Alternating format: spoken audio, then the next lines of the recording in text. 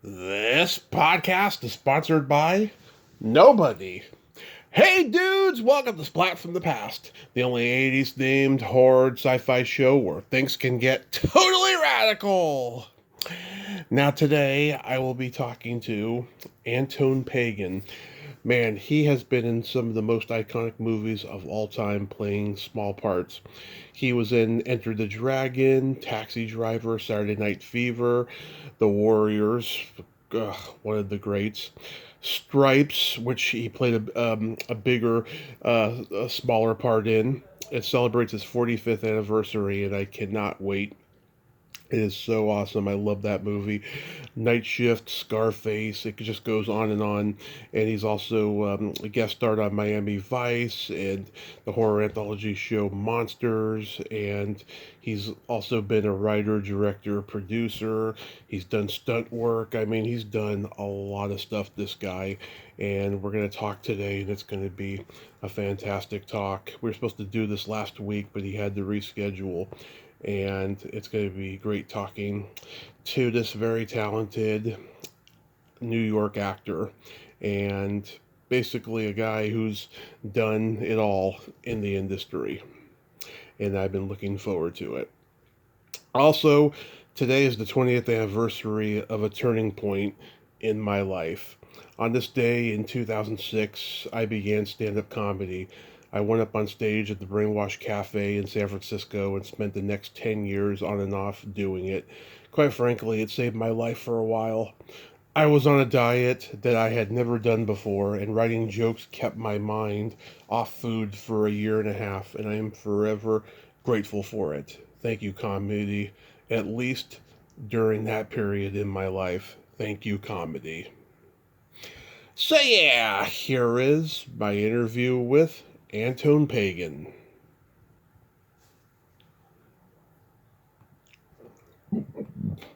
So, going back in time, did you gravitate toward acting early on in your childhood? Oh, I gave up serial murder and I tried the acting thing. Yeah, that was back then. I was, before I went in that direction. Yeah. So basically, I got out of gangs and stuff. You know what I'm saying? Mm-hmm. 'Cause I realized that gangs were not the way, especially when you got like 10, 15 guys in front of you. And you Yeah. got two brothers behind you, and then you look, and they're no longer there. So you're taking on 10, 15 guys by yourself. So you said, I'd rather go to business, into business for myself instead of being in a gang. So I thought about the theatrics about that, and then I kind of gravitated out of gangs, and then I ended up in West Side Story in a theater gang, Right. so to speak. So that's kind of like on my beginning, humble beginning. Wow. So acting saved you from, a life of being a delinquent the rest of your life. Or possibly, being in prison, drugs, because I got burnt out of the Bronx, and I moved into Harlem when Harlem was like hot. I mean, really hot. Not hot like, with Starbucks. The neighborhood that I Yeah. was in has a Starbucks now. Where I was in Harlem, people were jumping out the window, like, bam, what was that? People were being brought out the elevator in big green bags. Mm-hmm. I didn't know what that was. I asked my mom. I said, Mom, they're bringing up big green garbage bags. He didn't tell me. I found out later they were body bags. But, it was that's the way it was.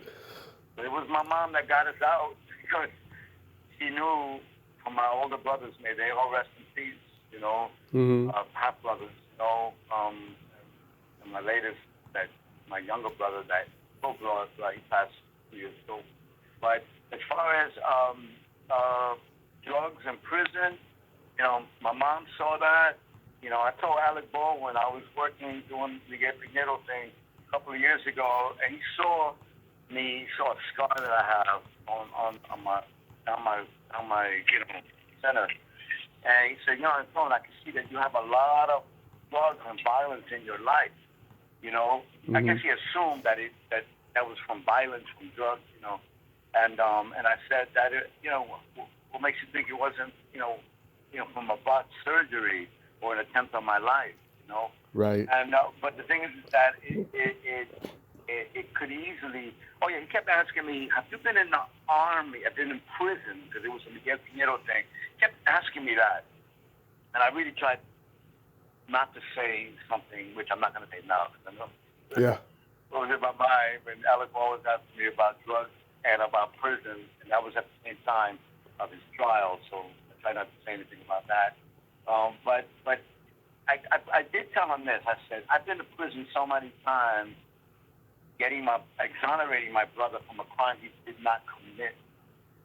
You know, I was there so many times that all the prison guards, you know, black, white, Latino, Asian, whatever, they'll say, hey man, you're here so often, why don't you just stay? We got room for you. Yeah. And people kind of thought that was cute, and they laughed. But it's the truth. But I made a promise to my mom, and I let Alec know. I said, listen, we'll put it like this. I told my mom that I'm never going to stick a needle in my arm. And she has kids that were in prison, that were on drugs, that her brother died of heroin addiction, complications of. Mm-hmm. And I would never stick a needle in my arm. I'll never be in prison. I'll never be in the police department. I'll never be in the army, because no one's going to tell me when to get up, when to shit, when to sleep, when to wake up, when to live. So then people kind of chuckled at that, but I'm telling the truth. So I wasn't telling him that I wasn't in prison, but I'm not telling him I was in prison, but I'm telling him I promised to my mom. And then I said, that's why I play these roles in film or television, on stage, because I'm reflecting on life and on truth.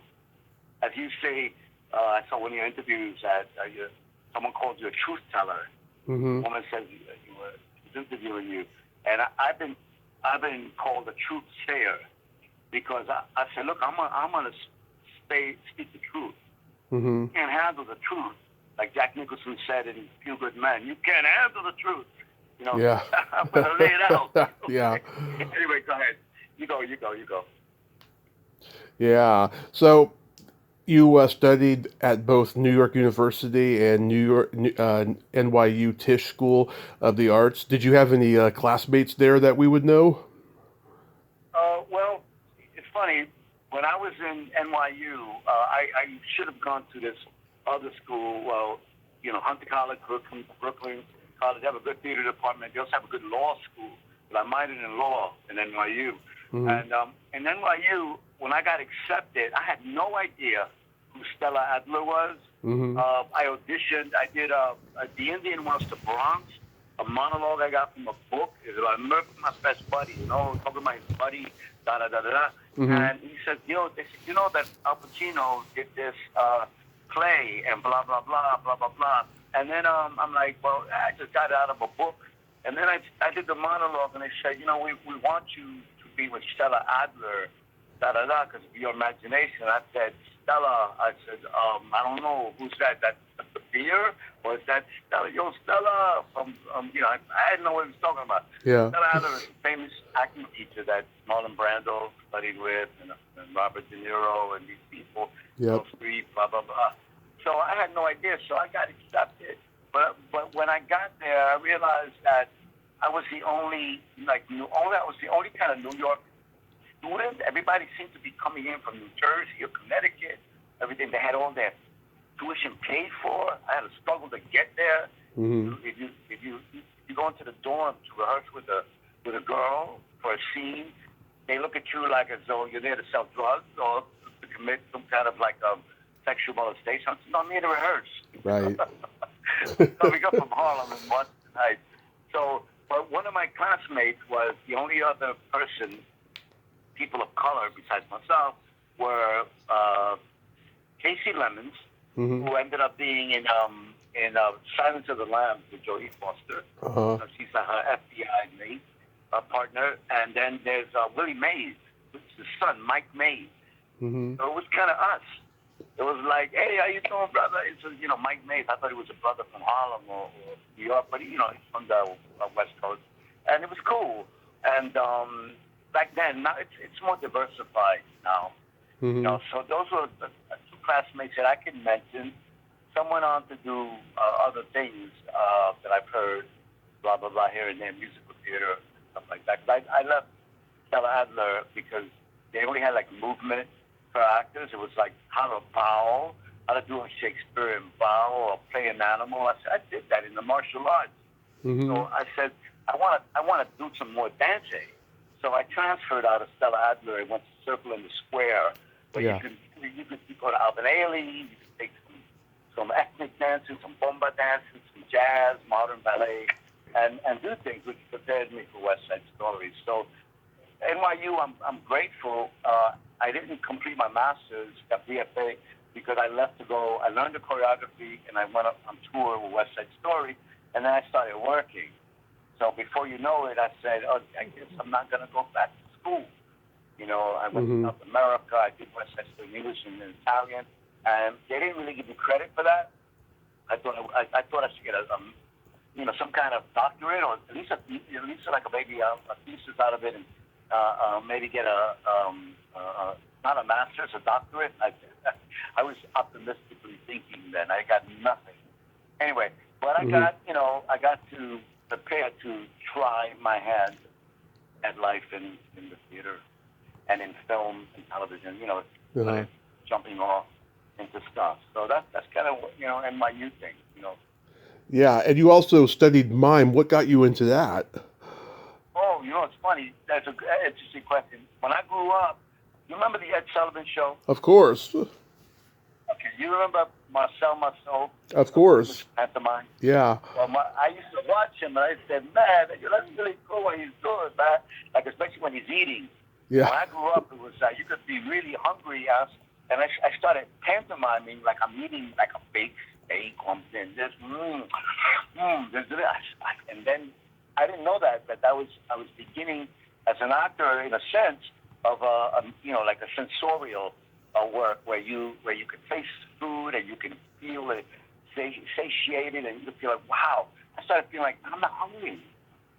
I just had a nice meal. I did it like a la Marcel Marceau. So that's how I kind of began. So then when I joined NYU, they had this thing called University Without Walls. And they had this class with Johnny Sykes, who was a disciple of Marcel Marceau. Right. So I started studying with him, and then I started practicing mine in Washington Square Park, which is the famous park next to NYU. And I used to practice, and that's before like the headphones and stuff like that. And people used to look at me doing mime and practicing monologues and think that I'm like stoned out of my mind. Yeah. A lot of people get stoned. They get stoned to this day in the park, or they thought, and I'm doing monologues, Shakespeare or Eugene O'Neill or some Miguel Pinheiro, different things, and they look at me like, wow, that guy's having a serious psychotic episode. Yeah. It's crazy. I heard Really. I heard backstage Marcel Marceau was an absolute tyrant. He would just have a temper. Oh my God! And guess what? And and it's like, you're not Marcel. I heard him yelling once because I got as a fan to go see something, and I said, and then it was like, what are you looking at? Because I was like, what are you looking at, kid? Yeah. I'm like, you're not Marcel Marceau. What did you mean that I am Marcel Marceau? Yeah, because you're talking. You're not supposed to be talking. Your mind. Yeah. You didn't get my joke. You didn't get my joke. Like, I was telling people, that guy isn't Marcel Marceau, man. He's a fake. Yeah. God. He was talking. I said, dude, you ruined the illusion for me, man. He's looking at me like, because I used to go out as a kid to meet famous people, and I didn't care. I want to see if they're real or they're full of shit. I worked in a very, very, very famous movie theater, 49th and Broadway. They have films like West Side Story, The Sam Pebbles, Wuthering Heights, Gone with the Wind, blah, blah, blah, blah, blah. Yeah. Were playing for like way, way before, even before I was born. But then they played blockbusters when films were blockbusters, like Jaws. Remember Jaws? Who? Jaws. Jaws. Oh, Jaws, of course. Everybody remembers Jaws. Jaws. But Jaws, the theater, if you were to see a film anywhere, if it exists, of a blockbuster film, it would be Jaws with a line, literally, that goes 49th around the whole block, around 50th, around 7th, all around the 49th, with the Howard Johnson's right there. And my boy that was in West Side Story with me was working there on those blockbusters. He got me a job after yours there, and there were other big films that were there. They even brought back 2001: Space Odyssey, Gone with the Wind. I'm talking about the theater that curtains close and there's an intermission. You go intermission, and you end up going to get some more butter popcorn and stuff like that. So I met so many actors while working as an usher. Like, you remember Jack Warden? Oh, one of the great character actors, yeah. Well, check this out. Here I am in my black pants with red stripes, with my little velvet bow tie and my tuxedo shirt with the ruffles and my red jacket and my DA haircut and this and that. I'm like this kid, and I'm like, I see this man with long hair and a beard with a shopping bag, a paper shopping bag, brown. And I said, oh, shit, that's the guy from NYPD. I said, oh, shit, he was counting his change to get a ticket. Yeah. I went, excuse me, sir, stop. He said, I'm not doing anything wrong. I said, no, I know you're not doing anything wrong, but you're doing something right. May I speak with you a moment? I'm sorry, I don't want to embarrass you. I don't want to, I know you're probably, undercover. You don't want people to recognize you, but I really, you don't have to do that. Say your word. I didn't say his name. Yeah. He looked at me like, I said, listen, go this way. I said, don't worry about that. I says, I let him into the theater. He said, I have to get a ticket. I said, no. That she has problems with this is the old-fashioned kind of like a ticket booth. Yeah, don't worry about it. And the theater was like mostly empty anyway, Mm-hmm. And I walked them into the orchestra. I shined a sequence. No, it's okay, sir. Please enjoy the film. And then I asked them, would you like a hot dog and some butter popcorn, something, Coke? They looked at me like, this kid's gonna rob me or something. Yeah. Anyway, Jack Warden, he loved the movie. He thanked me. I gave him a wink. I said, listen, anytime that you want to come back, after me, Tony. Antone, Tony Pagan. Mm-hmm. And he said, okay, man. He's looking at me like, this kid must be like, wow, he must really, I don't know, maybe I remind him of his father or something. Yeah. And guess what? I said, he said, who's that man you're talking to? I said, that's Jack Warden. And then one thing he said, you're talking to a famous actor. I said, no, but I'm not going to tell him, I'm not going to ask him for the rap. And then I find out that, guess what? He wasn't down and out. He was preparing for a role. And then soon after that, he came out in the verdict. And it was like, he's not washed up. He was just going undercover, doing his little thing. But I never blew his cover. It's like he was method acting. Yeah, he was doing his thing. And listen, I worked at that theater. I know you go way back, but you remember Invasion of the Body Snatchers? Of course, I own the original. All right, you want to hear this? Yeah. You can't make this shit up. We played the remake of Invasion of the Body Snatchers at that theater with Donald Sutherland and stuff, Mm-hmm. right? Yeah. And you will not believe what happened. I saw a guy in front of the theater running up the block, losing his fucking mind. This is my language. Oh, you could swear. He was losing his mind, and guess what? Uh-huh. It was the guy. I said, oh my God, I've seen him. He's losing his mind. He's running in the street. No cameras around, nothing. And it's the actor that was in the original Invasion of the Body Snatchers. Oh, Kevin McCarthy? Yeah, and I said, Yeah. sir. He said, no, he said, please, they're coming, the guy. I said, oh shit. I said, this guy's fucked up. He's washed up. Maybe he's fucked up because of the movie or better. And I forgot. I didn't realize. I know that this was a remake, but I didn't realize that he was the same actor in the movie doing that. So apparently they were shooting a promo from a taxi cab or something, and I made the promo. Mm-hmm. As this kid that went up to him in a usher's uniform to say what's going on. Said, yo, I thought he was being jumped by muggers or something. And it was daytime. It was like dusk. It was about to be. It was like by Eventide. The sun was going down, and we were playing the movie inside, and it was like and they were doing this promo shot, which I did not find out till later. I said, this guy's doing, and it was Kevin McCarthy, who I didn't know his name. Yeah. I had seen him in some movies. I saw him in that, right in front of the theater. That's kind of what they did back then. They did little kind of things like, candid camera. Mm-hmm. You end up you're being taken for a sucker. You're on the television show, and you don't end up suing people and stuff like that. You just end up on something. Now, I guess with people's cameras, you can end up on the internet all over the place. Mm-hmm. You could be in a department store changing your clothing, and somebody could videotape you and go like, "Wow, look at the ass on that, or look at the nuts on that, or look at the bonds on her and this and that." But then it was kind of like, hey, if somebody had a camera, I let Jackie Onassis into the theater. Oh, wow. Jackie Onassis. And it was like I let her out the door and you can do it. And Peter Boyle, actually Gene Wilder. Gene Wilder is Wow. Peter, and it's like I offered him a hot dog and everything. He says, I'm not. He kept saying, I'm not Gene Wilder. Oh, I know, I understand. Yeah, and I wink at him like he's being undercover.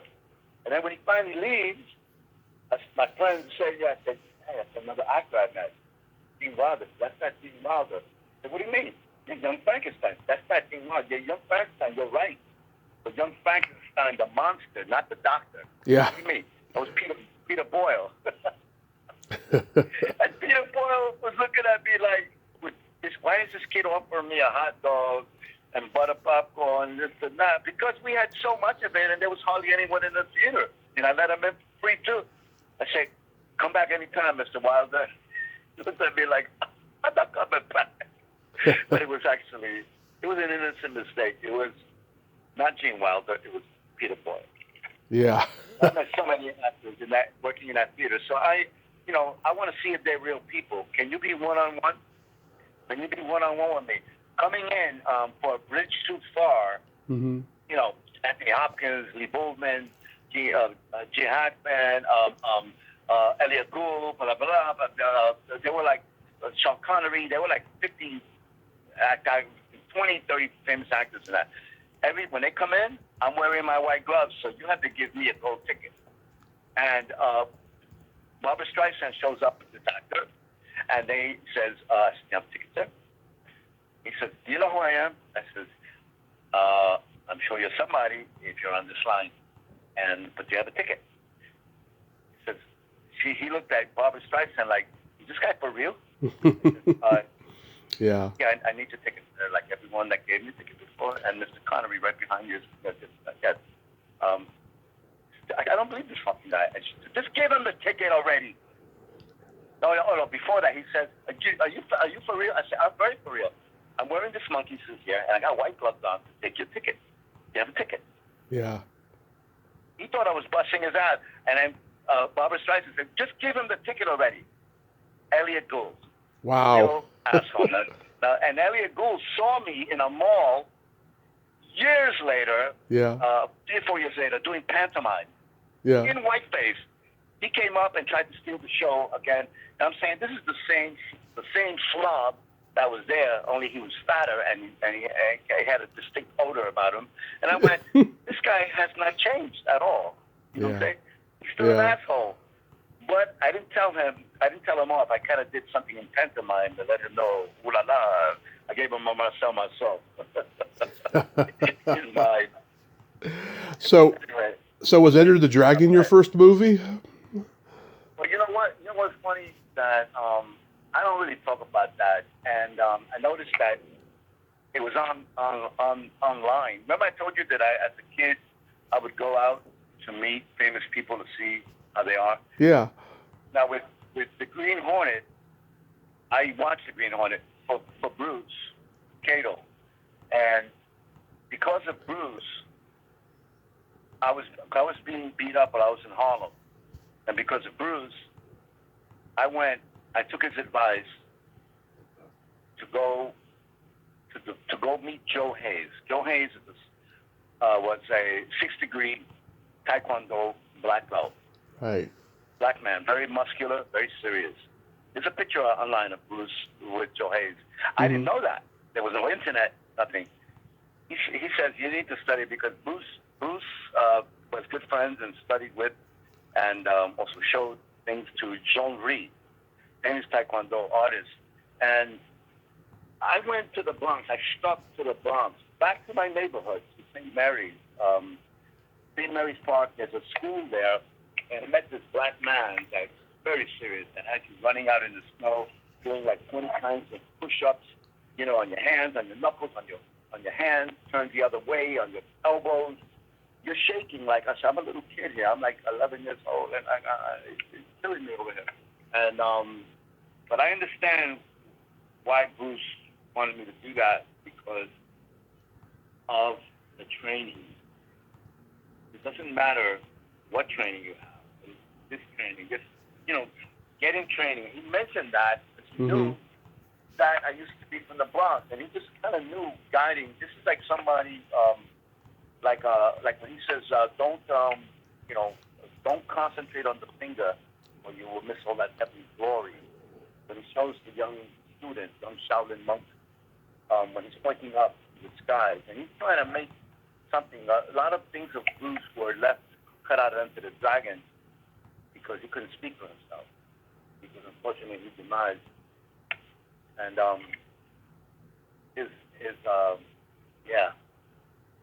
so Yeah. So because of Bruce, I stood up for myself. I did not know how to fight. I was in a Catholic school. I was pulled out, fight after school on my lunch break. I didn't know how to fight. I didn't even know why I was fighting. I didn't really know if I was a lefty or a righty. I didn't know how to kick. I didn't really know how to pass something. And I was getting beat up quite often. And I did not want to tell my mother because my father was busy working and getting drunk and stuff. But my mother would have gone out there with her hands or with a bat. She would have taken on a gang. And I didn't want to do that. I didn't go out there. When I got smacked in Catholic school, she went out there and said, let me tell you something. If you smack my son again, it was one of the nuns. The nuns beat us up. It was like a teacher that was teaching Spanish. I fell asleep. And she grabbed my head and slammed it. And then I got up and I kind of like waved her off and she smacked me. And anyway, and I got reported. And my mother said, if you smack my son again, you're not going to know the smack that you're going to receive from me because you're not going to wake up. When you wake up, it'll be like next Tuesday. And it was like, do not do that. That's back then. There was a lot of child abuse going on. Yeah. So Bruce, getting back to Bruce, my mom gave me a lot of freedom. She let me do things. She knew if I was getting on my bike. She probably knew I was riding back to the Bronx. I was doing things. I wasn't robbing anybody. I wasn't. I was a young virgin. I wasn't like playing around with drugs or sex or anything. I was just adventuring. But by going to the Bronx, by going down to Madison Square Garden, where Cato, anyway, that's a whole story. That's going to be in my book. Nice. Sneaking into this thing. But because of Bruce, when somebody could say, why is that kid sneaking in here? Who's that kid? Someone like Bruce, and Shannon would say that. And she said, my father, he always cared about people. He always wanted to help people. And if he sees a little hungry kid by the concession stand, instead, Bruce is the kind of, and I won't say is the kind of artist, because he's still a teacher, still inspires me and many.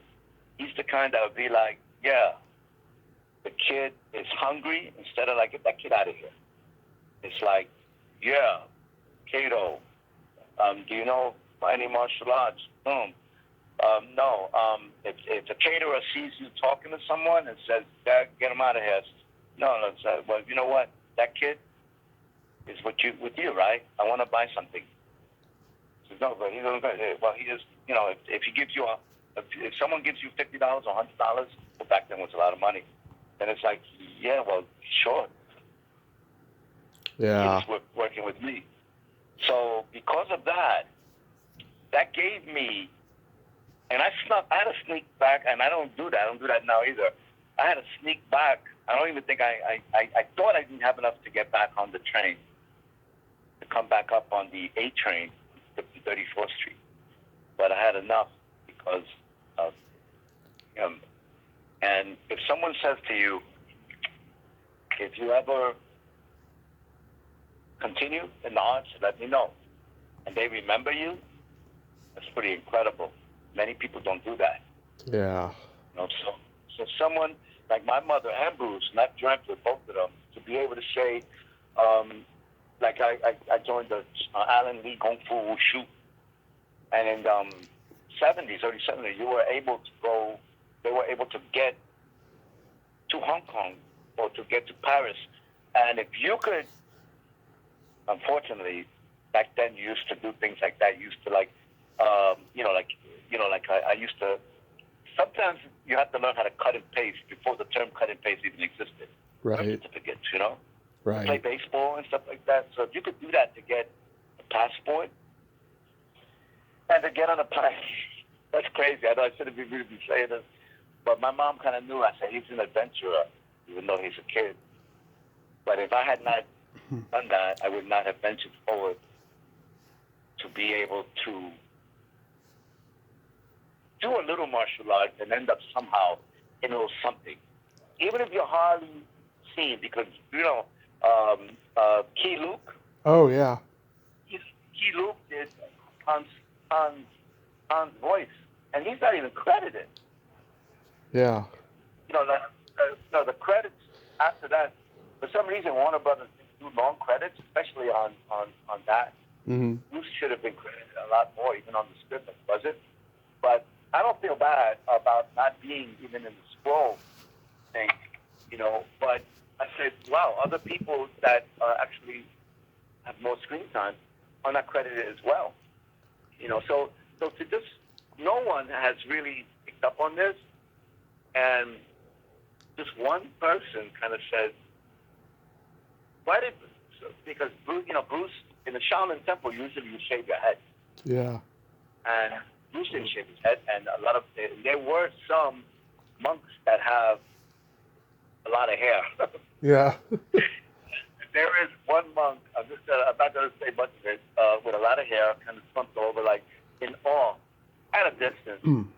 But the thing is that when you see Bruce, and that opening scene is iconic.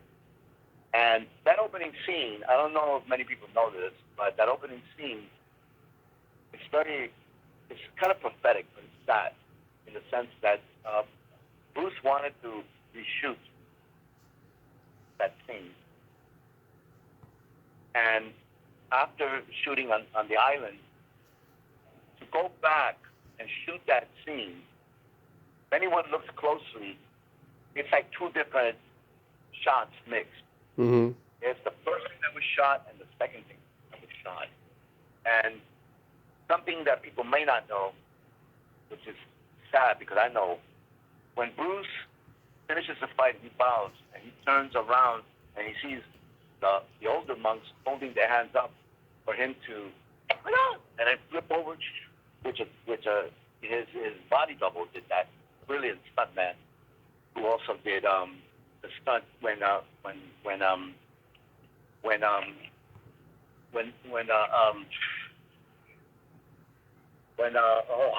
Ohara grabs his foot. Yeah.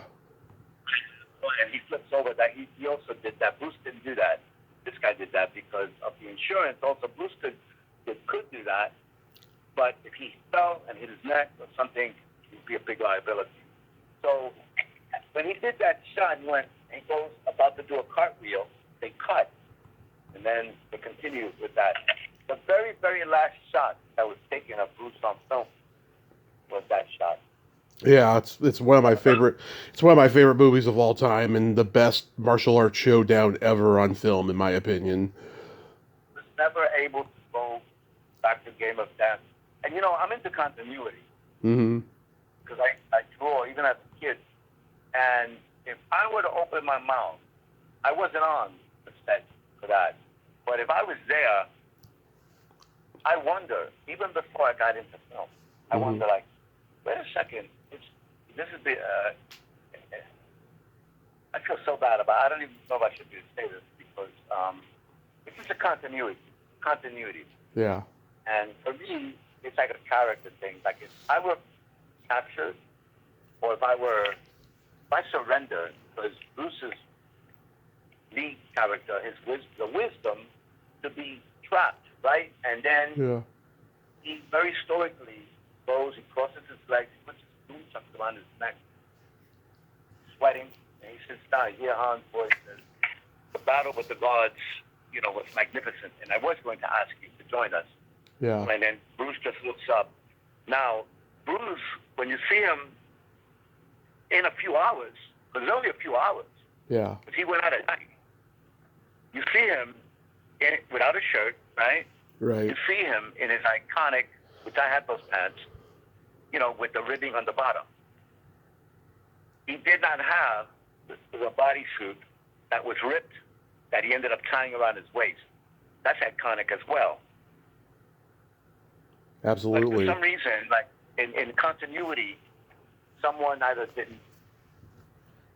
Yeah, they say, well, no one's going to notice, or they didn't pick it up, or whatever, because Bruce did not have those things. So, actually, he had you know what I'm saying? I don't want to spoil anything. You're my sixth guest. You're my sixth guest from the Warriors. I've talked to Apache and Tom Waits and Charlie Zucker and Iris Klein and Rob Ryder, and everyone involved in this movie is astounded at what a cult classic it's become. Did you think at the time it would become a cult classic? So my Warriors? Yeah. Well, it's going to be in my book as well. Now, I knew the casting director of the Warriors. Now, when the Warriors came out, I had a dream that I used to do graffiti. I went as Apache, Yeah. and I went as Psycho and Apache, and I literally, Jeremy Richardson, he rested in Howard Theater. They were very, very lovely, gay gentlemen. But you weren't really open about being gay then. Right. So you could come across gay, you wouldn't do it. And there's actors, which I won't mention no names, who play the game. I never played the game. I would have done 20 or 40 films by now, even back then. But then again, I know I have to look at myself in the mirror and say, hey, look, I'm not going to do those to get in the movie. Some people did. But getting back to Jeremy and Howard, they were like Cisco and Ebert. But they're both gay, but Howard was more like, oh my God. But Jeremy knew what I was doing. And when I came in with my colors, I wore my colors to Ghetto Brothers. With my machete. And I went in with a spray can, and I sprayed oh my God. And they looked like, Lawrence Gordon, these people look like, this guy is, that's nuts. I don't want real gang people here. And Jeremy was a son, I know what he's doing. And I think it was, and I think I said something, I don't know if they remember, but I said, yeah, man, because I didn't, it's funny, David Harris and I were in the same high school. He was a few years ago. We had the same mentor. My first director in West Side Story directed him and got him into the Academy of Dramatic Arts. So I didn't even really know that whole connection. And I also, because I'm part of Indigenous, I kind of like, I hadn't read the script, but I heard about it.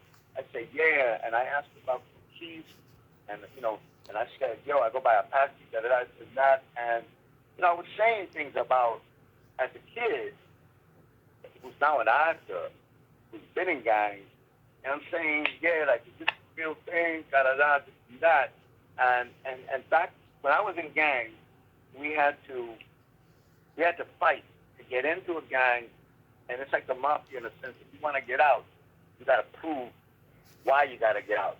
You got to you got to almost beg, or you got to almost fight your way back out. And we used to put, you may have heard about this. Apache knows about this. Yeah. We used to put a long play record, or we used to fight on the rooftops, on the basement or something. Right. Or like in a Bronx or in El Barrio underneath kind of like Westchester underneath the highway. It's like kind of like a tunnel in there. You go in there, and they put a record on. You carry the little the little record player, you plug it into the lamp pole and stuff like that. And they put the battery up, and you got to fight for the whole length of a record. You got to stay up. You got to have a black eye. Your eye could be closing and this and that. Right. No knives, just blunt object. So that kind of thing. So I went in with that kind of thing. And I said, yeah, I want to represent for real. So they thought about me, and I'm not putting anybody down. They thought about me for Rembrandt because I do graffiti. And I was like, boom, boom, boom, boom, boom. I said, yeah. And I said, who do I gotta fight? Who do I gotta fight to get into this gang? Or like Joe Batan, he took over the gang. He put a sniper on the thing. He said, who's the leader of this gang? He said, we don't know where I am now. And it wasn't that I was too pesado or too heavy. I was just kind of like too real. Because you know what? I know it's iconic, and everything. But the thing is that it's based on a graphic novel, on a kind of comic book, and it's not really a true story. And at this time, a year ago, I was going to come out and tell the truth, but somebody is online. They're probably going to hear about this. They can call me out if they want. But I roll with the Ghetto Brothers. And there are people, a lot of Ghetto Brothers are dead, including Yellow Benji, the founder of the Ghetto Brothers. And no one can speak up, but somebody's trying to say that the Warriors is based on Black Benji getting killed. And that's not true. Because Black Benji went as a peace officer, as a peacemaker, from warrior to peacemaker. That's really Benji Melendez. And he sent this junkie that they cleaned up with two Ghetto Brothers to talk peace. And when he said peace shit. And somebody hit him with a pipe, and they came up from under the cars and everything in the Bronx on the steps. And Karate Charlie said, there's going to be war. There's going to be war throughout the city, blah, blah, blah. And Benji had to take him to see his mother, and his mother started crying and said, my boy didn't die for this. For more blood. And then it was like, yo, you speak right, Charlie, how are we going to do this? And it wasn't like the Warriors. It's like the Warriors is trying to say, oh, that guy, whoever that guy is, trying to say that, oh, yeah, that's why they based, the thing at the beginning about, like, yeah, the armies of the night, we run the city. That's not what it was about. It was about, like, we know what gangs did this, did that, and Karate Charlie was just going, he was getting pissed. And it was like, no, anger, blood does, more blood, and eye for an eye, a tooth for a tooth. No, man, you're gonna take my ear, I'm gonna take your head. No, that's not gonna, so because of that, Benji Melendez started doing, rap music, hip hop music, bringing gangs together. Yeah, you come, we can dance with each other, this and that, but peace. That's how. And I even work with Benji Melendez music.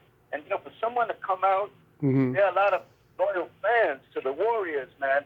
And for them to say that it's based on the Ghetto Brothers, that's a lie. That's a lie. I mean, yeah, the Warriors, yeah, man.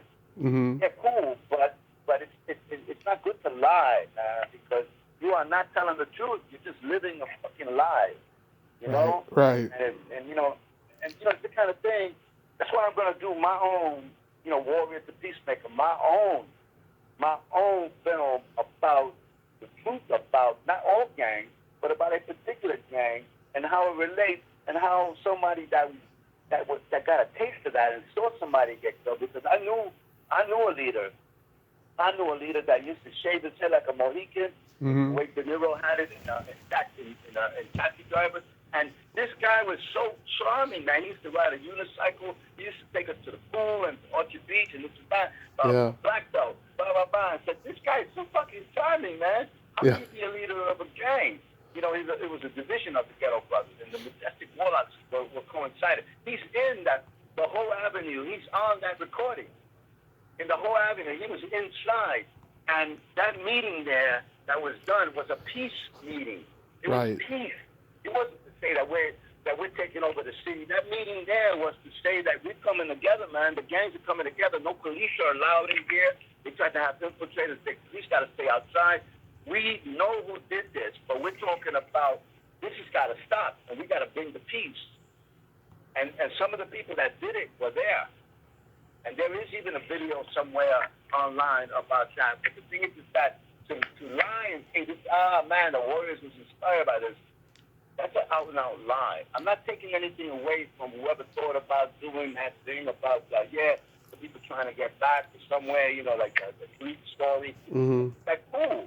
And it's a graphic novel, but to actually say it is based on truth is really not a good thing. And the years that I got left, I got to keep it clean.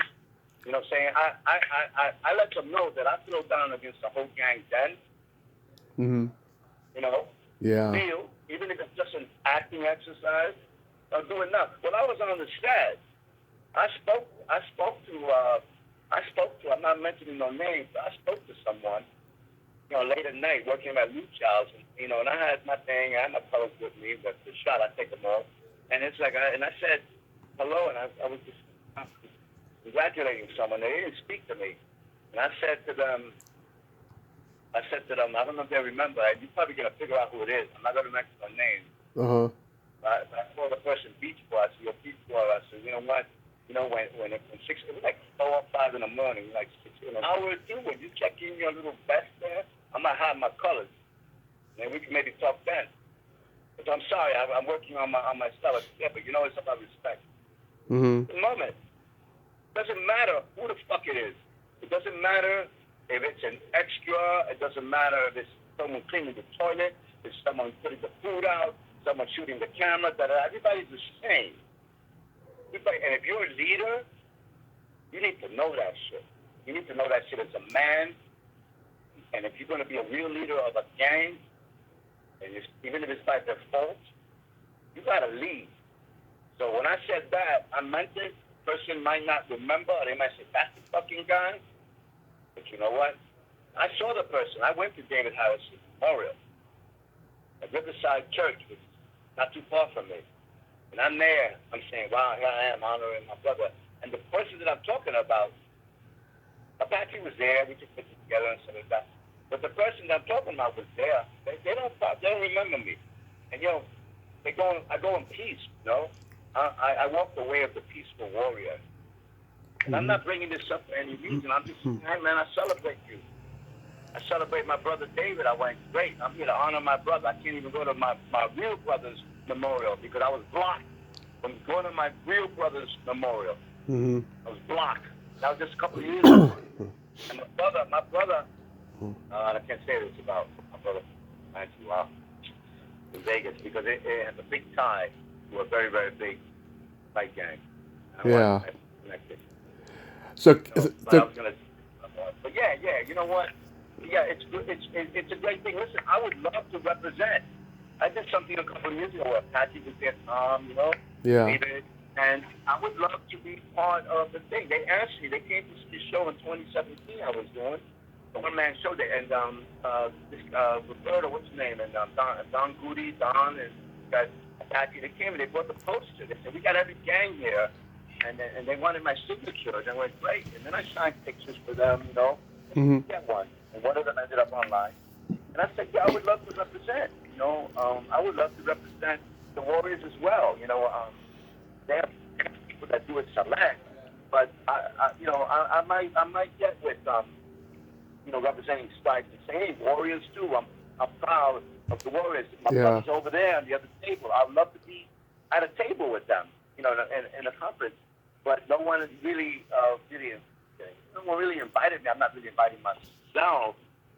But I like to, say, yeah, man, and say, yeah, I'm glad to have been a part of it, even though I did kind of like offer, and I chose something out when something happened about as far as, consultation or something like that. Because if somebody steps up, it's like, hey, man, there's no need for that.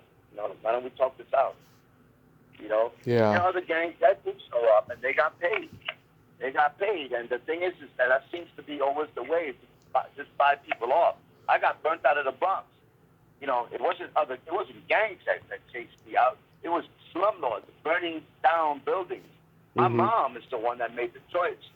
She said, we don't want to be around all the smoke and this and that. I want to take care of my kids, get them out the Bronx, during the burning of the Bronx, So So yeah, I celebrate it. I celebrate it, and I would love to be able to see some of the fellas. And maybe the thing is like, it would be great if we had someone that I did something with years ago, Gary Demars. He says, yeah, man, if you could get some of the Flex people, man, da da da, and somebody else said, we'll give you a room. But PJ Souls is on the circuit. Don Larroquette, Oh yeah. Judge Reinhold, John Folstad. If I could get Yep. some of these people together, yeah, man, only 3 or 4 of us. We'll invite Bill. Bill, he may not show, but who knows? Maybe he'll surprise us and show up. Shit. Yeah, he's known for showing up sometimes when you least suspect it. I love it. Yeah, can you believe it's been 45 years since Stripes? I cannot believe that somebody. Oh, by the way, you familiar with the movie Sleepaway Camp? Oh, of course. Well, Maurice Lillian, he's one of my guys in my gang. Mm-hmm. In the background, there's some Warrior shot with me with the gang, and there's also another film we did with Fighting Back about with Paul McCrane and Stephen Lang and Ellen Barkin and stuff, and Joe Morton, and it was We're Fighting Back, about the Guardian Angel. And Maurice contacted me the other day. He invited me to a gallery thing. I said, yeah, Friday I'm doing this thing for 45th anniversary. He said, oh my God, it's been 45 years. I said, yeah, I was only 2 years old when I got that film, right? So I'm 47, But yeah, it's been that time. But check this out. Mm-hmm. I did something for the 40th or something like that, and I had my bandana out, and I did the rifle drill. They were like, "Damn, dude, that guy must like have seen the movie 1,000 times. He like knows the shit." Yeah. He got a bandana, kind of looks like the guy too. And then somebody says, "Well, that's the same guy." Yeah. Same guy. I just love this movie, man. It's just your face is priceless when you're getting the buzz cut, and then like later the smile you do when you're hesitant to raise your hand at crying at Old Yeller. That's hilarious. Oh, yeah. Well, you pick up on those subtle things, man, and yeah. The thing is that like Hal Ramis, man. Yeah. He's so sharp that he picks up on things, and Bill is like, who cried? And then like even like a judge is right next to me, Judge Reinhold, and Tom Candy, and those guys are so sensitive that we always kind of gravitated around each other, and even like Hal Ramis and Bill kind of John, they're kind of like these are kind of like the go-to how you say bookends or something. Like it's funny because Judge, I love Judge. In that scene there, when we start fighting amongst each other, he grabs. Yeah. We're jumping on Hal, and he grabs me by my bandana. That was improv. He grabbed me to pull me back, but it came off. Yeah. If you're looking at that, I'm like, where the fuck is my bandana? I'm looking like, because if anybody did that in a real kind of life setting, that's like, that was, I didn't wear it because of any gang affiliation, Yeah. But it was kind of like my statement. And it's funny because Judge and I have kind of goofed on that, and because I had lost my bandana, and I got another bandana from Sean Young, so I had 2 bandanas, and I still have them. They beat up and shit. But it's kind of like that little thing there, like, we're from different, we're from the Army, we're from different states, we're here, but we're kind of like, we're brothers here, And so when Bill said that thing about, Huso Yella, and he also said the thing when he starts talking about the music, and when he talks about, we haven't lost, we did a rehearsal, and I said, and I kind of like, Harold is really sharp, because it's like, yes, we're like undefeated, 10-1. And then it ended up in the Smith, 10-1. And I don't know if people get that, what that 1 is. Mm-hmm. We've been kicking ass for 200 years. We're 10-1. Yeah. You know what the 1 is, right?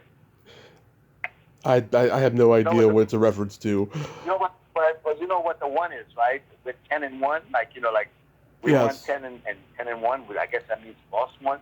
You know Right. what that the one is, right? Yeah, the loss, Do right? you know what it is? Do you know? Yeah, but do you know what the one is? What it signifies? Which one? No, I don't. It signifies a conflict that wasn't really even a war. Interesting. It signifies Vietnam. Wow. I have family that way, and you know, I'm in a couple of projects. As a matter of fact, my manager would have said my tape, Stanley Kubrick, and I would have been a Full Metal Jacket. Mm-hmm. He did not send my VHS tape. VHS. They're waiting for it. And I would have been in. I know Vinny's been off. I worked with some assets that Miami Vice in order to send. But yeah, it's kind of like Vietnam is like something that I could not. I was too young to go to Vietnam, but I was channeling what my brother was seeing. Mm-hmm. That makes any sense. And when I was a kid, thinking about that television show, you know, you can see on television, black and white. What is it? Oh, Mm-hmm. real shit, you know. And my mom would come in and I said, "What are you looking at?" And I saw my brother, and I'm asking about my brother. She goes, "I don't want to know about that." Mm-hmm. And the shit is that yeah. So it's like, you know, and even in Stripes, you know, we're using M16s that were refurbished from that Vietnam era. Right. From the end of Vietnam, the M16, you know, they Yeah. used to jam in the bush, used to jam in the water with the humidity. So it's kind of like, I don't know if you noticed that my character in a comedy sometimes looked a little, especially in the right with I looked a little serious, right? Yeah. I looked a little like I don't want to be a fucking idiot. I don't want my bandana to be crooked, this and that. I want to look like I'm. And as a matter of fact, if you look closely, Mm-hmm. we're about to do razzle dazzle. Look at the angles of the rifle. Yeah. If you look up the shot of me and Bill Murray, his rifle is covering my face. It's Yeah. just an accident because you can't clean that up. But I said I want to get all my lines right here. Mm-hmm. Ron Perella took his dad's class, and Arthur, his assistant. You know, we did West Side Story together, and he played action. I played Bernardo, and it's like I said, yeah, I want to represent here. You know, I want to like help out here with this and drill it and be part of helping others get it. And you know, John Candy, very proud of him the way he, you know, and I didn't want it to be. I wanted to look like, yeah, these guys could get it together. Yeah. These clowns could get like, you know, Bill, like Howell said, come on, guys, haven't you ever crammed for a dance? Come on, you know, we snap all out, we cram. Yeah. We can do this. And Bill, you look at Bill says, there's no way in hell we're going to do this. We can do this. And, but there's the possibility of what we call in acting, the what if, the style of the method if. What if they pulled it together? Right. Yeah. And they, because they look like we fell asleep. Oh my God, they fell asleep. I wake up with Missy Black's place. What the fuck with Missy Black? These guys are really gonna fuck this up. They're not dressed. They don't even know where the barracks are. They find the barracks, but then we come through. Like the underdog comes through. Who knew, right? Yeah. That's a fact. Yeah, man. Yeah, and it's been widely written about how John Candy hated doing that mud wrestling scene, and Dave Thomas talks about it in every interview he does, and I just think he did a fantastic job with it, even though he hated doing it. But you know what? I was there, so I like to say something about May. Go ahead. John, first of all, yeah, I saw the documentary, and I'm in a. Somebody told me I did in the clip I see. But I saw John. I went. I admire John for getting into his drawers and using that top. Now you know that when we were in Kentucky. Yeah. Do you know how cold it was, man? It wasn't nothing to get there. It was cold in Kentucky, even when we were doing that scene. Right. And you know, they had I had the pants I had on were polyester pants. Yeah. They're like wearing nothing. They were like wearing nothing. And underneath that, guess what? I have my long johns on. Yeah. And they felt good. I felt like, yeah, I got some padding in these pants, you know? Yeah. And I felt comfortable. So when I saw John wearing his long johns, I said, "Good for you, man. Yeah. You look good." And guess what? It's gonna attach the mud to your skin even better. And to me, I just thought it was a wardrobe choice. And I applaud him. If they want to make fun of him because he's big, Yeah. they want to see him sloshing around in mud, Mm-hmm. maybe make an analogy with a pig or whatever the fuck that is about. If that is the deal. Mm-hmm. Because let me tell you something. I talked with John. We were talking about exercise and food and diet, da-da-da. Without him talking about being heavy. Mm-hmm. John started losing weight. Did you know that? Yeah. He went to the Predican clinic. Yeah. And guess what? Some agent, some, pimp, Mm-hmm. somebody, or could be of several people, said something. I'm paraphrasing. Yeah. Something like, John, you're not that funny, kind of thing, or something. Or you could be funnier and not big again, or something like that. That could be devastating to you, not just losing your life. Right. That's hard, but that could be devastating psychologically. When you already have psychological factors, or as we say in short eyes, plexus, having a complex, Right. like a certain way. And it's like, man, I really wish I could have talked with John more. Yeah. He was a big guy. A lot of people loved him. Yeah. So you mentioned to me in DM that you were in Dead Time Stories. I've talked to the director Jeff Dellman and a few cast members. What did you play in that? No, wait. What name did you say? Dead Time Stories. Jeff Dellman. You said Jeff. Jeff I don't know who Dellman. that is. Okay, he's the guy who directed the movie. Well, there's a guy named Jeff Monahan who worked with. I know Jeff Monahan. Yeah, he's been on too. No, wait. Jeff Tillman? I don't know who that is. Jeff Dellman directed. Did I sign it? Jeff Dellman directed Dead Time Stories. Okay, he must have directed a different episode. Oh no, this is a movie. George Romero presents Dead Time Stories. I signed a contract. Oh, Tales from the Dark Side. No, man. You're putting words in my mouth, bro. Okay. Listen. George Romero, right? Yeah. Also got some in the Bronx. George Romero. I go back to George Romero to 9/11 dead, and I chose to do this job under SAG-AFTRA. I know someone's gonna hear this and be like, okay, you know what? Heads up.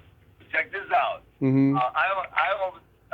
If I'm out there in the water, that's called sweet water. They said it's sweet water. Mm-hmm. There are no alligators. They said you don't gotta worry about that. And guess what? I'm in the water, and there was no park ranger. But the park ranger showed up a day or two later, and they said you were in that water. I saw the little baby things swimming by, and when that little baby alligators swimming by, not too far is the big mama alligator. So whoever says to you that that's sweet water, now I go. And you know what the ranger said to me? He said, What? you were in that water? I said, yeah, I was shooting the water. I took my shirt off. I was washing it. Say, are you serious? That's sweet water. And I said, yeah, well, they don't like sweet water, right? Crocodiles, alligators don't like sweet water. He says, no, sweet water makes the meat taste even better. And that would be your meat. I said, I ain't getting in that water. You can't make this shit up. Mm-hmm. Guess what? Another thing, cloth mud. When you jump out of a boat and you go in mud, you could sink. It's kind of like quicksand. You did a shot like that. I blew out my hamstrings doing that. And there's a big guy, Navy SEAL guy. They started going down. I went after them. And the director, Jeff, says, good. All right. Wow, that was not expected. Well, let's pick it up from where Miguel rescues. I had to go back to help them out. Yeah. You could sink in that thing. So while we're carrying, we're lifting the guy up. We're lifting the guy that got shot with the dart. Yeah. If you go down all of a sudden, you can blow out your cab. I blew out both my cabs the next day. I mean, I was in the hotel room, icing up, my hamstrings, and I had to do a running shot the next day with the camera in a van right by us. Like, oh shit, we're running away from this, And I'm like, oh my goodness, I can hardly run. But that's what it is when you don't have safety protocols. So I did a thing called George Romero Presents Bedtime Stories. Okay. And it's an episode called Valley of the Shadow. And I thought George Romero was going to be on set directing and stuff. And then when I got there, something happened. I guess he had to leave or something. And Jeff was helming it. And it's all good, it's all good. But you know what? They changed. For some reason, it showed up as Gory Tales. I didn't sign a contract with Gory Tales. But my image is on the box and everything. You know what I'm saying? Mm-hmm. And that's why I don't do non-union projects. I could have done 100, 200 non-union projects. They said we could just change your name a little bit. Tony Pagan, Antonio Pagan, or Tony Pagano, or Antone Pagani. I don't want to do that because someone's going to rat you out. I'm not being fair, loyal to my union. I've been a member since 1978. But if you sign a contract, you should do the right thing. Yeah. And when you find out videos are selling all over Europe and blah blah blah, this is the 20th anniversary, believe it or not. I don't want this to be like a negative. It's positive. But this 20th anniversary, I did a film with a soundtrack band of musicians that I used to listen to. I still listen to. It's in my soundtrack. And Hector Lavoe, It's like, yeah, man, I'm in the film. I play J-Lo's brother and stuff like that. But it's like, wow, but they, unfortunately, it didn't do as well as it could have if the story was. Yeah. Was done a certain way. And, and it's like, the 20th anniversary is now. It's not being celebrated. 2026 is 20th anniversary. And, usually you get residual checks 20 years. Yeah. And so it's kind of like, people need to do the right thing because it's just a matter of time before something catches up to them, someone, or some people catch up. So on the positive, so this Jeff Tillman, I guess he's a director from another episode. It's pretty cool, man. But the thing in that DVD, George Romero does an opening poem, like he's opening a book. Mm-hmm. George Romero's Bedtime Stories. I don't know. Is it? Did you see the one that Jeff did? Is it the same thing? Similar? His is a movie. It's three fairy tales that we know, but in modern 1986, and it's a quirky kind of horror anthology movie. And what year did that come out? 1986. In 86. Oh, okay, 86. Okay. I'm talking about 2009 when I shot it. Okay, no. Also, what they were doing is they were biting on. So the other one is George Romero Presents Bedtime Stories. I don't know that one. I just know he did Creepshow, George Romero, and then he did Tales from the Dark Side. Those were his horror anthology stuff. Yeah. Tales from the Dark Side is a sister to Monsters. The same people that did Tales from the Dark Side. And by the way, you remember Joe Flaherty that he plays one of the Russians? Oh yeah. Well, Joe Flaherty is in an episode. He's the star of one of the episodes. He's like a psychiatrist or something like that. He's losing his mind in Tales from the Dark Side. So Tales from the Dark Side was shot in Long Island City in New York, where Amos and Andy and Pink Floyd used to record there. This little studio there. So they built sets in there. Like we did Monsters in there. They built all the sets. And the best set, a lot of people say that it was the best set, was when they built the tunnels for Vietnam, for the episode I did with Ahmad Rashad. Mm-hmm. By the way, is a golf buddy of Bill Murray. For years they were playing golf and things like that. He did inside stuff, and he interviewed a lot of people, Michael Jordan, stuff like that, basketball. He used to play with Fran Tarkenton for the Vikings, Minnesota Vikings. Married to Felicia Rashad. That's how she got the name Rashad. Married. And anyway, that's a little bit of trivia. Yeah. So to wrap this up, like, how far along are you with your memoir? Oh well, it's actually writing itself in a sense because Mm-hmm. um, there's two anniversaries happening this year, and one of them is, of course, Stripes coming up on the 25th on Friday. Mm-hmm. That begins the year. It isn't like a one-shot deal, like All right. pay your rent. Oh man, I need a one-shot deal.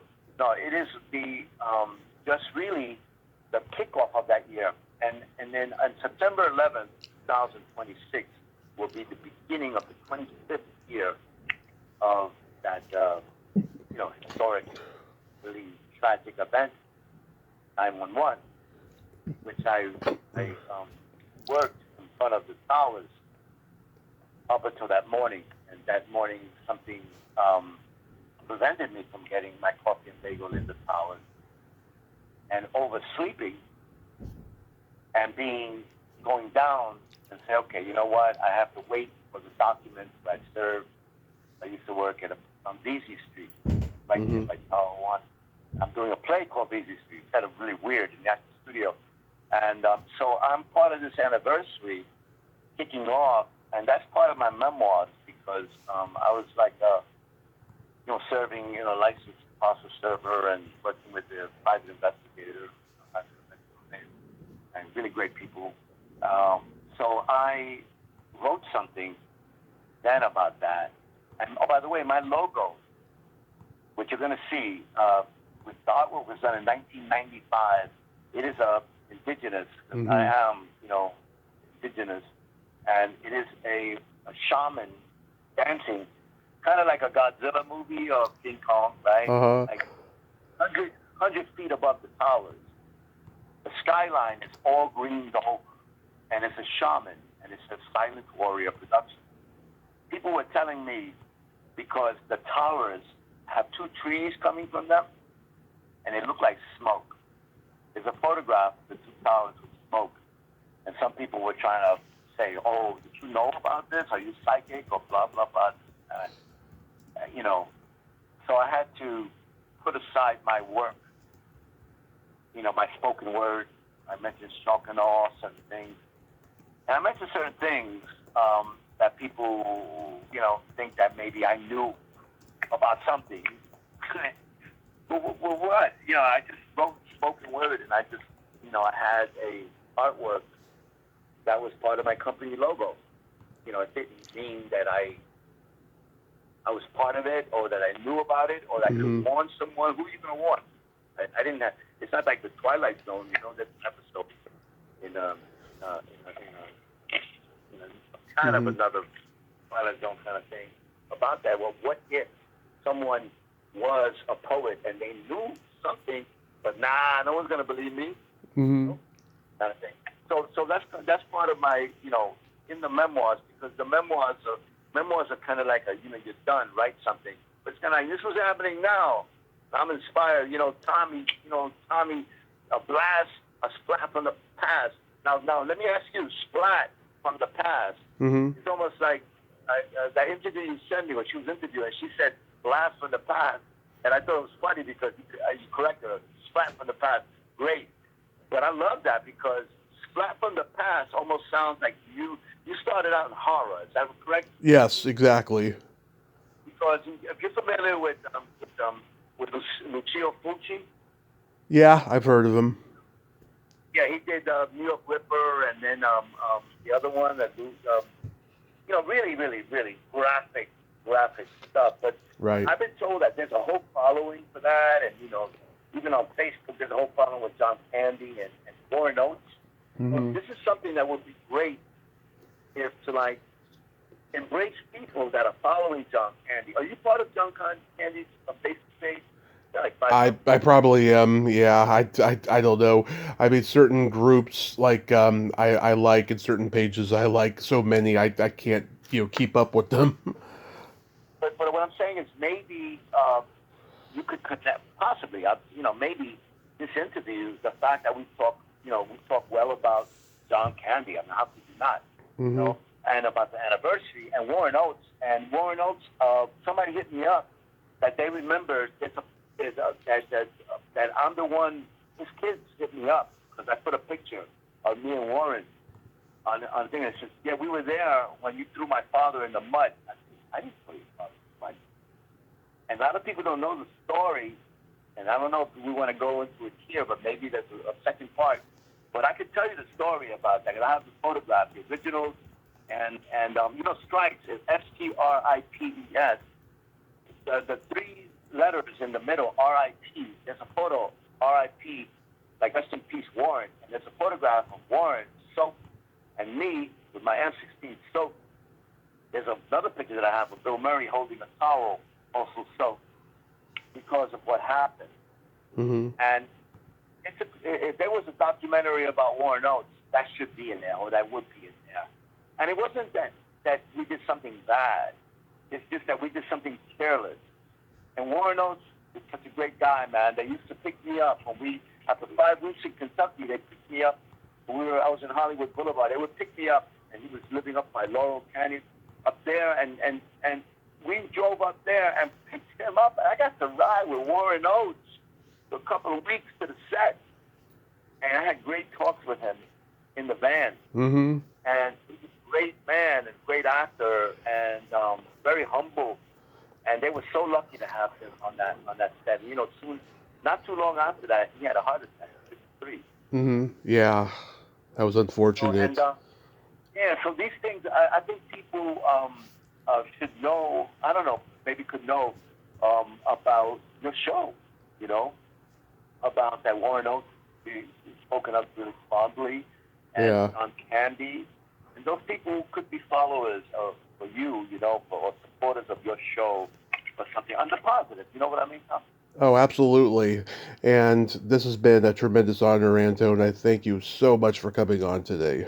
Well, listen, Tommy, I'd like to just give you a heads up. I'm doing a little screening of Stripes on Friday. Okay. For the 45th anniversary. I'm doing it in my private space. And, you know, I'm not going to really blow it out, but I'll keep in touch with you, man. And we'll keep the positivity, we'll keep the boom chagalagala moving forward, man. And the do-a-diddy and all of that jazz, man. You know, so thanks for supporting the film and stuff. And it's a pleasure meeting you. And hopefully we'll, like Siskel and Ebert says, we'll talk again. Absolutely, brother. Have a great rest of your day. Be safe. All right, okay. Great results at the top. All the best. Thank you. Bye-bye. Well, there you have it. Antone Pagan, ain't he a cool dude? Oh my God. Great stories. I could have listened to him all day. Sadly, we didn't get to Stardust Memories and Taxi Driver and Saturday Night Fever, but he's got a book. He's got a book, and it's going to be fantastic. Well, until next time, this is Tommy Throwback Kovac saying there's no shame in living in the past because the present sucks. Later, dudes. That's the fact, Jack.